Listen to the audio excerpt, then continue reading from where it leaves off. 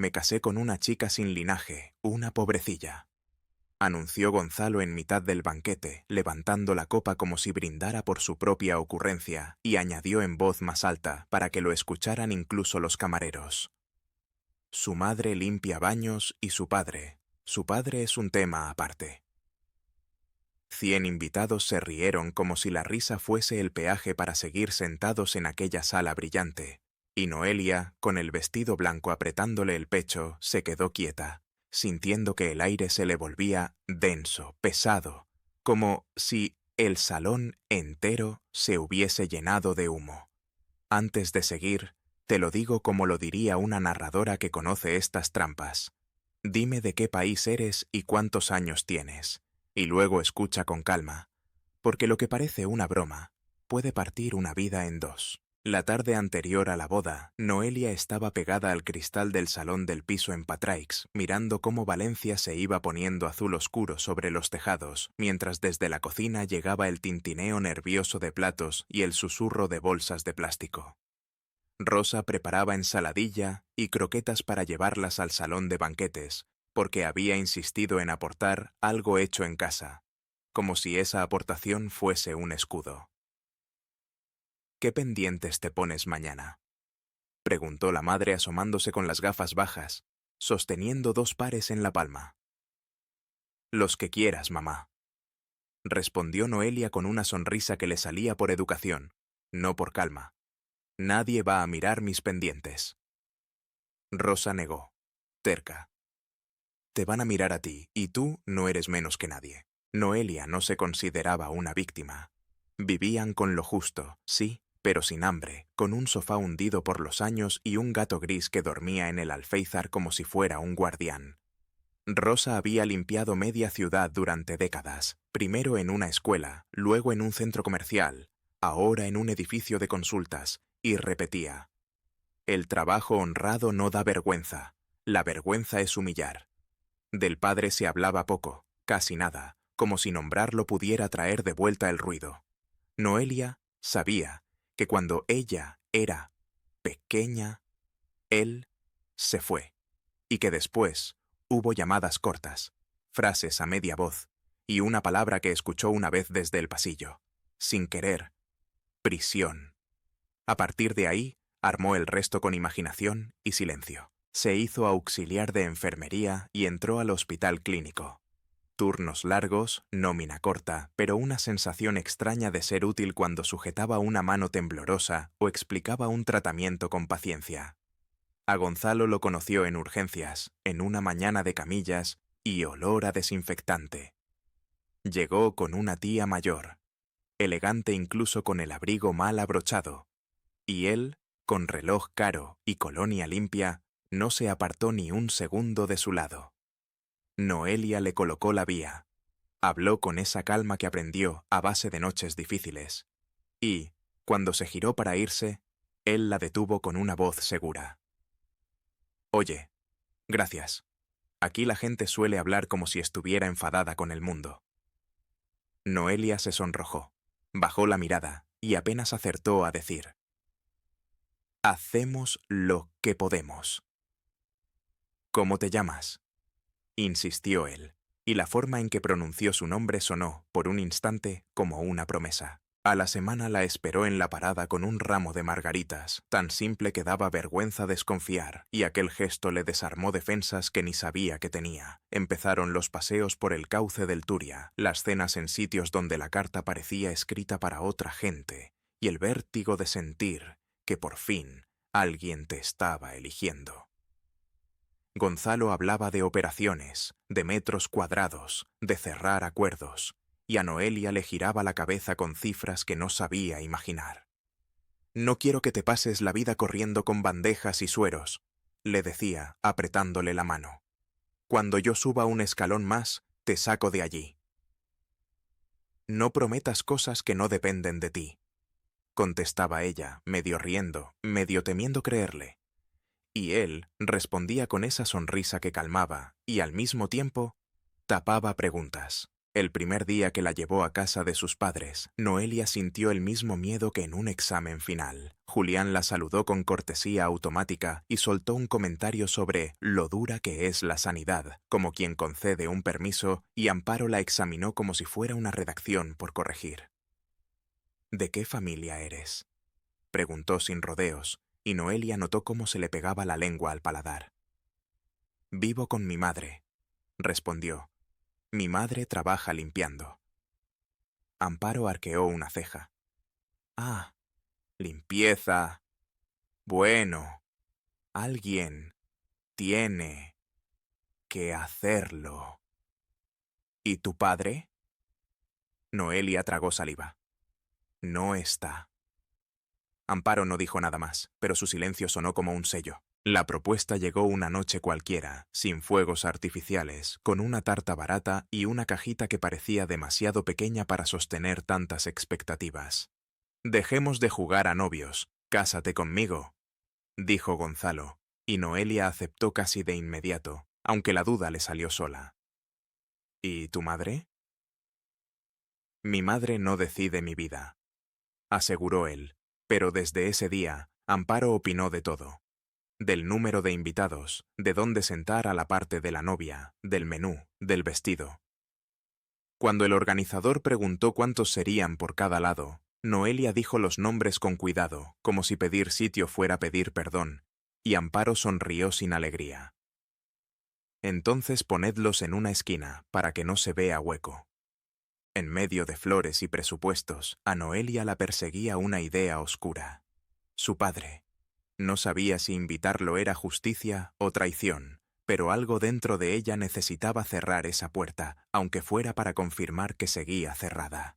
Rosa apretó los labios cuando se lo planteó. ¿Ha llamado alguna vez? Dice que ahora trabaja, que es distinto. Murmuró, y ese distinto sonó a esperanza con costuras. Esa noche, Noelia buscó el número en el móvil de su madre y escribió. Papá, soy Noelia. Mañana me caso. Si quieres venir, es en el Salón Mirador del Turia. No tienes obligación. La respuesta tardó, y cuando llegó, ella sintió una punzada extraña, como si le hubieran tocado una cicatriz. Hija, no tengo derecho a entrar a casa. En non ma mamonta. En non ma dasa don. Tu amor no es tu vida sin que me abras la puerta, pero si me escribes es que puedo verte. Iré, y te abrazaré justo cuando muchos crean que ya ganaron. El día de la boda, el salón estaba vestido de globos blancos y azules. Las copas brillaban, los camareros corrían con bandejas, y Noelia, en una habitación pequeña, se miraba al espejo mientras la peluquera clavaba horquillas con manos rápidas. Rosa asomó la cabeza, con los ojos húmedos. «Estás preciosa». «Mamá, no exageres», susurró Noelia, acomodándose la falda. «No exagero», insistió Rosa, y en su voz había una firmeza antigua. La ceremonia civil pasó como un sueño rápido. Palabras estándar sobre amor y respeto, firmas, anillos. Un beso que a Noelia le supo a promesa apurada. Al entrar al banquete, los invitados de Gonzalo llenaban el aire como un enjambre. Risas altas, trajes, perfumes caros, chistes internos. Los de Noelia eran pocos, discretos, como si se encogieran para no molestar. Ella miró varias veces hacia la puerta, porque en el fondo del pecho le palpitaba una espera, pero el presentador ya estaba animando a todos, y, de pronto, anunció. Ahora, unas palabras del novio. Gonzalo tomó el micrófono con la soltura de quien cree que el mundo le debe atención. Empezó bien, incluso tierno, hasta que su tono se volvió juguetón, complacido, cruel. «Yo vengo de una familia educada», dijo, y Amparo asintió con orgullo. «Y mi Noelia viene de abajo, pero a mí eso me da igual, porque soy así de generoso». Las risas brotaron primero tímidas, luego más seguras, y él remató, señalando sin pudor hacia la mesa de la madre. «Su madre limpia baños, y de su padre mejor, ni hablamos». Noelia sintió el calor subirle a las mejillas. y justo cuando sus manos buscaron apoyo en el borde de la silla, la puerta del salón se abrió con un sonido suave, como si alguien hubiese entrado sin querer interrumpir, y una figura se quedó en el umbral con un portafolios gastado en la mano y un pequeño ramo de margaritas, idéntico al que un día Gonzalo le llevó a la parada. Durante un segundo, el banquete siguió riéndose por inercia, pero las risas se fueron apagando una a una, porque aquel hombre del umbral no traía el tipo de presencia que se pueda ignorar. No iba ostentoso, no llevaba brillo, pero sus pasos eran firmes, y su mirada, al recorrer la sala, tenía ese peso de quien ha conocido la vergüenza y no la usa como arma, sino como memoria. Noelia lo reconoció por detalles que no sabía que recordaba. La forma de las cejas, el gesto leve de apretar los labios cuando se contenía, la misma luz verde en los ojos. Sergio Carrasco entró despacio, como pidiendo permiso a un lugar que, en realidad, era de su hija, y el presentador, que olfateó el cambio del aire, intentó sonreír para sostener la fiesta con una broma, pero el chiste se le quedó colgado en la garganta. «Buenas noches», dijo Sergio con una voz grave y tranquila, y no necesitó gritar para que lo escucharan. Se acercó un par de pasos y mirando a Gonzalo como se mira a un hombre que aún no entiende lo que ha hecho, añadió: «Bueno, yerno, ahora me toca hablar a mí». La palabra yerno cayó como una moneda en un vaso vacío. Gonzalo apretó el micrófono con los dedos. La sonrisa se le torció, y por primera vez aquella seguridad de traje perfecto pareció una máscara mal puesta. El presentador se adelantó, nervioso. «Un aplauso para...» Sergio Carrasco. Se presentó él sin prisa. «Soy el padre de Noelia». Hubo un murmullo que corrió por las mesas como una ola corta. Amparo frunció la boca, Julián se acomodó en la silla, como preparándose para juzgar, y Rosa, en la esquina, se quedó rígida, con la servilleta apretada entre los dedos. Sergio extendió la mano, sin violencia, hacia Gonzalo. «¿Me das el micrófono un momento?» Gonzalo dudó. Miró a su madre buscando rescate, y al final se lo entregó como quien cede un arma que ya no le sirve. Sergio se giró hacia el salón, sin teatralidad, pero con una claridad que dolía. «He escuchado que mi hija es una pobrecilla, que su madre limpia baños, y que su padre es un tema aparte», dijo, y pronunció «mi hija» como si la palabra le pesara y al mismo tiempo lo sostuviera. «De lo de la madre no voy a discutir. Rosa ha limpiado más suelos de los que muchos aquí han pisado con conciencia, y ha criado a una mujer decente, con una fortaleza que yo no tuve». Rosa bajó la cabeza, pero una lágrima le tembló en la mejilla. «Y sobre el padre», continuó Sergio, «también hay algo de verdad, aunque no como lo habéis usado». Hizo una pausa, suficiente para que el aire se tensara. «Estuve en prisión. De joven fui un imbécil, me metí donde no debía, me creí valiente por pegar, y terminé pagando con años que no le devuelves a nadie. No lo digo para dar pena, lo digo porque la verdad, cuando se usa para humillar, se pudre, pero cuando se dice de frente, se limpia». Alguien carraspeó. Una risa nerviosa quiso salir y no se atrevió. Sergio no bajó la mirada. «Cuando salí, no tenía nada. Ni casa, ni apellido respetable, ni amigos de corbata. Tenía manos, y tenía una deuda con mi propia vida. Empecé cargando sacos, luego en una obra, luego limpiando escaleras. Sí, limpiando. Como Rosa. Y aprendí que una mopa no te hace menos, te hace responsable, porque alguien tiene que dejar el mundo habitable». Se giró un poco hacia Julián, como quien reconoce una cara de otra época. «Julián Montalbán, ¿verdad? Nos vimos hace años, en un concurso para mantener un edificio de oficinas. Tu empresa estaba a punto de perder el contrato y una empresa de limpieza aceptó hacer el trabajo nocturno, con descuento, para que no os hundierais». Julián se removió, rojo, y murmuró algo entre dientes. Sergio asintió, sin ensañarse. «No lo digo para sacar pecho, Lo digo para que entendáis que la soberbia es una mala contable. A veces desprecia justo lo que te sostiene. Entonces abrió el portafolios, sacó una carpeta azul y unos papeles que no temblaban, porque su mano, a esas alturas, ya había temblado todo lo que tenía que temblar. Se acercó a Noelia y ella sintió que el corazón le golpeaba el vestido. Yo no supe ser padre cuando debía, dijo en voz más baja. Pero estos años he trabajado con una idea en la cabeza. Que mi hija no tenga que agachar la cabeza ante nadie. Dejó la carpeta delante de ella. Aquí hay escrituras de 2 pequeños locales y la titularidad de mi empresa. Está a tu nombre desde hace tiempo. Quería decírtelo en privado, sin espectáculo, pero hoy han hecho del espectáculo una humillación, y yo no voy a quedarme mirando. Noelia miró su nombre impreso. Claro, real. Y por un instante se sintió fuera del cuerpo, como si viera a otra mujer sentada en su sitio, con un anillo recién puesto y una vergüenza que no le pertenecía. Gonzalo tragó saliva, y su voz salió fina cuando intentó defenderse. Yo... Era una broma. La gente... se ríe.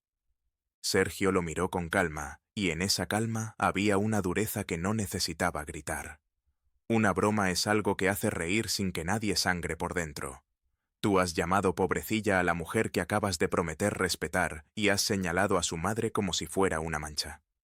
Eso no es humor, Gonzalo.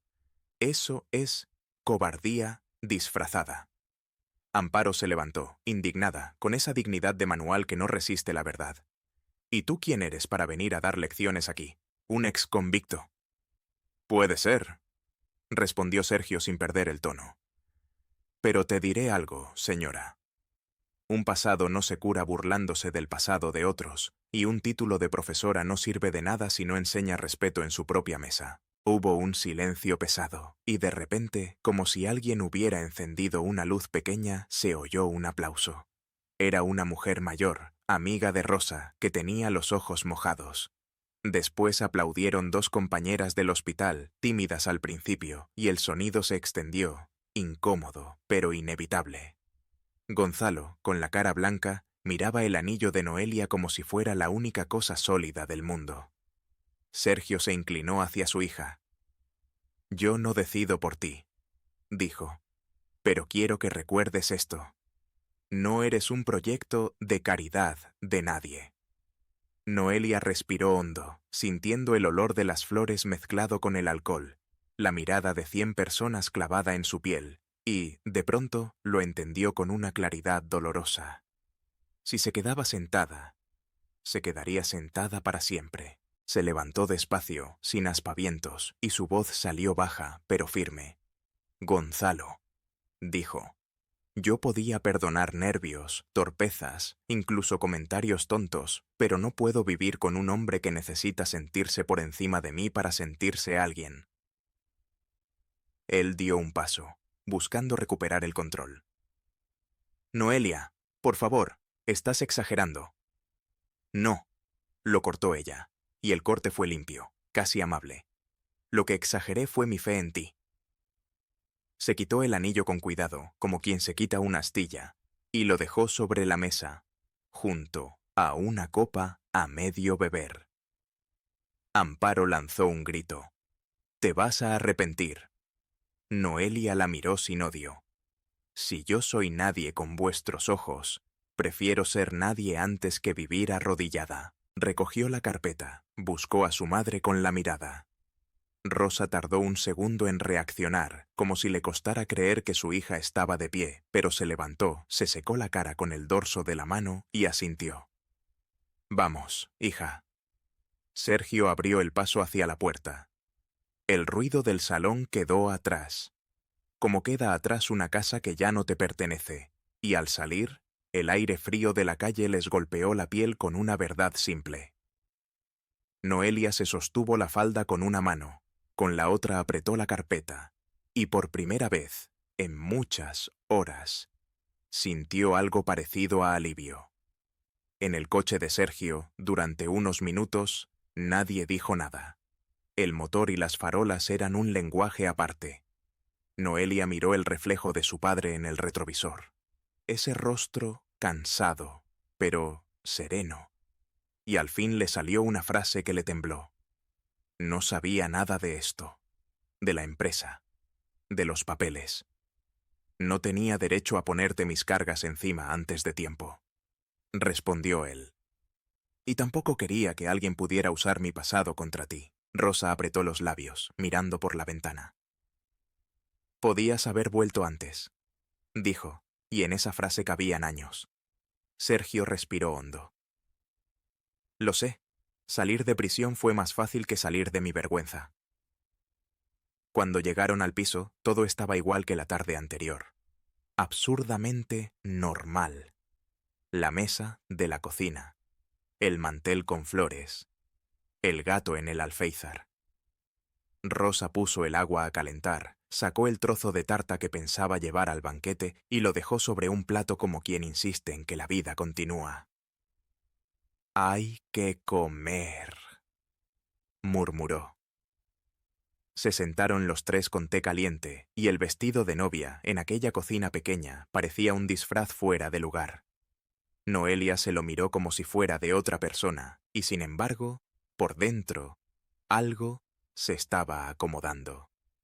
«Noelia», dijo Sergio al levantarse para irse, «no te voy a pedir nada, ni perdón rápido ni abrazos fáciles. Solo te pido que, si algún día quieres, vengas a ver lo que hago, para que sepas de dónde viene todo esto». «Lo pensaré», respondió ella, y esa respuesta, por primera vez, no era una forma de esquivar, sino de empezar.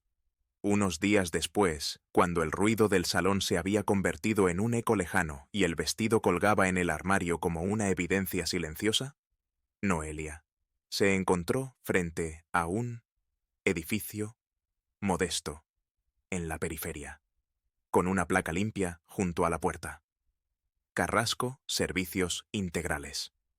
No era un rascacielos ni un despacho de mármol, pero había orden, luz y un ir y venir de gente que trabajaba sin mirar por encima del hombro. Al entrar, olió a café recién hecho y a papel, y, en un rincón, vio carritos de limpieza perfectamente alineados, como si alguien hubiera puesto dignidad incluso en lo que otros solo ven como suciedad.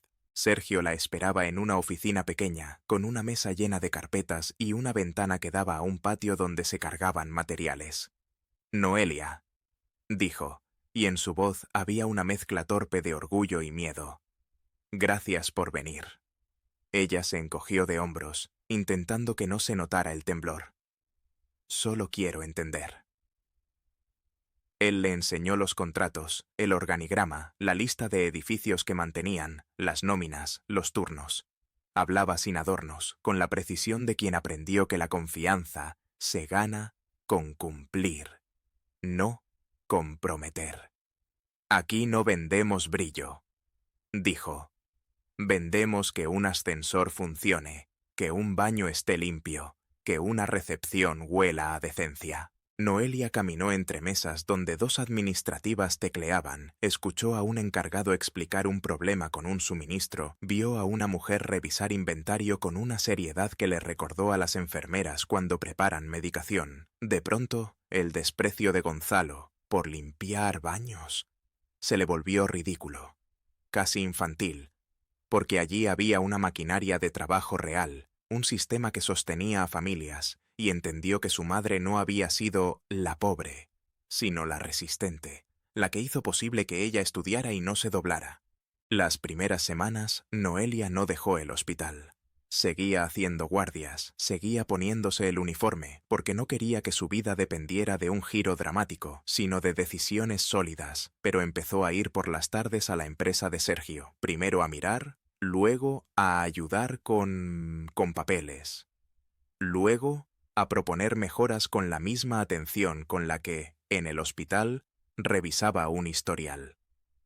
Rosa, al principio, se mantenía distante, como si temiera que aquel regreso fuera otra promesa rota, pero poco a poco empezó a hacer preguntas prácticas. ¿Y ese contrato qué cubre? ¿Cuántas horas trabaja esa chica? ¿Les dan guantes buenos? Sergio escuchaba, respondía, y, cuando se equivocaba, no se defendía con orgullo. Pedía perdón con hechos, que es el único idioma que a Rosa le parecía serio. Gonzalo escribió el primer mensaje a los 2 días, como si no pudiera aceptar que el mundo no se reordenara alrededor de su voluntad. Hablemos. Lo de la boda se nos fue de las manos. Noelia lo leyó en mitad de un pasillo del hospital, con un paciente llamando y un compañero pidiéndole ayuda, y sintió una calma extraña, porque ya no estaba atrapada en su necesidad de agradar. Le contestó solo una línea. Te deseo bien, pero conmigo no. Entonces llegaron otros mensajes, más dulces al principio, luego más duros, como si el arrepentimiento tuviera fecha de caducidad. Me dejaste como un idiota. Tu padre vino a humillarme. Mi madre dice que te crees alguien. Noelia no respondió a esos. Aprendió que discutir con quien necesita superioridad es una forma de seguir atada. Una tarde, al salir del trabajo, se encontró a una compañera del hospital que había estado en la boda. Hiciste lo correcto, le dijo, con una sinceridad que no buscaba consolar sino reconocer. Noelia sonrió y se dio cuenta de que, por primera vez, esa sonrisa no era una máscara. Me asusté, confesó, pero más me asustó pensar que, si me quedaba, iba a acostumbrarme a que me llamaran pobrecilla. En casa, Rosa seguía siendo Rosa. Se levantaba temprano, limpiaba, regañaba al gato, hacía sopa cuando Noelia llegaba tarde. Pero algo había cambiado en su manera de mirar a su hija, como si ya no tuviera que protegerla del mundo con uñas y silencio, porque Noelia había aprendido a ponerse de pie. Una noche, mientras doblaban ropa, Rosa dijo sin mirarla: Yo no quiero que odies a nadie, hija, solo quiero que no te olvides de lo que vales. Noelia dejó una camiseta sobre la mesa y contestó con una suavidad nueva: No lo olvido. Me costó, pero ya no. Con Sergio, la relación no se volvió un cuento perfecto, porque los cuentos perfectos suelen mentir. Hubo momentos incómodos, preguntas sin respuesta inmediata, silencios que pesaban. Un sábado, mientras revisaban facturas, Noelia le preguntó de golpe: ¿Por qué no volviste antes, cuando yo era niña? Sergio tardó en hablar, como si tuviera que elegir cada palabra para no romper algo frágil. Porque pensé que mi presencia iba a ensuciarte, dijo al fin, y fui tan cobarde que confundí protegerte con desaparecer. Eso también duele, respondió Noelia, sin gritar.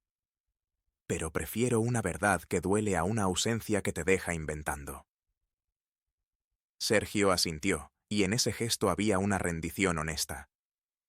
Tienes razón.